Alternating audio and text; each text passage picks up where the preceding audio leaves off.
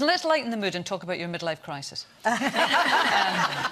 Have you had one? I don't know whether I've had one. I've had a whole life crisis, obviously, but I don't really think I've had one. I haven't, because, look, I've always dressed inappropriately for my age anyway. I've never really understood how a man's meant to dress at any particular age, and I've never really... I mean, I've always kind of indulged my passions, and some of them are quite juvenile. I've always loved comic books. I've always loved trashy movies, as well as arty movies, you know, so I've never really held back from that. But I don't think I've gone through a period where I thought, OK, I need to act a certain way now. I want to try and be younger than I am. I just kind of act the way I act, so I don't think I have gone through I should just say, I didn't pull that up randomly just to annoy you. I mean, there is stuff out there just now. Apparently, the midlife crisis isn't just for people in their 40s and 50s. We're now being told it can affect us at any time. So that's... Which I really agree with. I remember as a teenager thinking there'd be a far-off time that everything would be calm and settled and contented.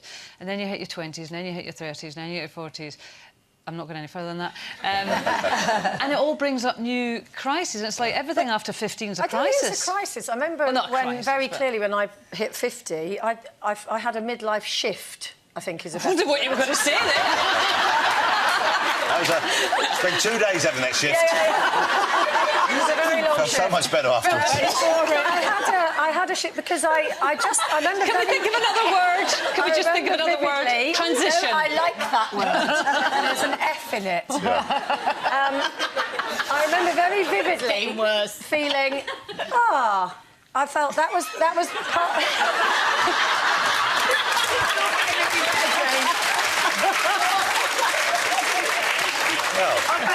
I'm going to think of another word. Just all you got to do then, if you're feeling bad, just shift it out and you'll feel so much better. Okay? Transition. I remember thinking very clearly, I've done that much in my life up to now, and this is a new phase of my life, I felt. And also, on a very serious note, I'd suffered the death of a couple of very close friends, and I think that actually, whatever age you are in life, if you suffer loss, that does precipitate a feeling where you go, OK, what am I going to do with my life? Well, it teaches you to live every second, doesn't it, really? Yeah. You know. But I have to laugh at Nadia there. She's dreading her 50th birthday. And I was saying to her this morning... But she's still cracking on, it's not come yet. So I'm thinking, 50, I loved it. 60 wasn't so bad. The next one...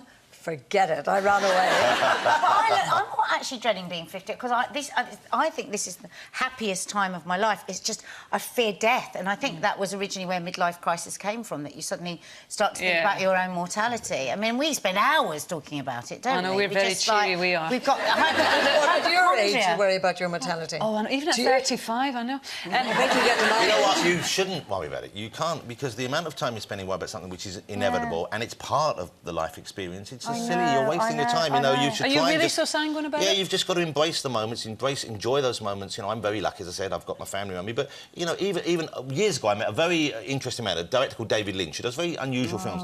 And he said something to me which really stuck me. He said, every day, give yourself a little present. And he didn't mean go and buy yourself lavish. He said, even if it means having a biscuit that you really enjoy, or enjoying that cup of coffee, try and find something in every day that when you go to bed at night, you look back and you think, that was a really nice moment. A bit like mindfulness. Yeah, and even when you get, it is. And even if you're going through a bad time, or you've got emotional problems, or grief, or money problems, there's normally something that you can enjoy, even if it's just a matter of, like, you know, enjoying seeing an animal play, enjoying seeing a sunset. There are little things which actually can... And going to bed and thinking something positive, that kind of... Rather than going to bed thinking, oh, my God, how long have I got? You know, it's like...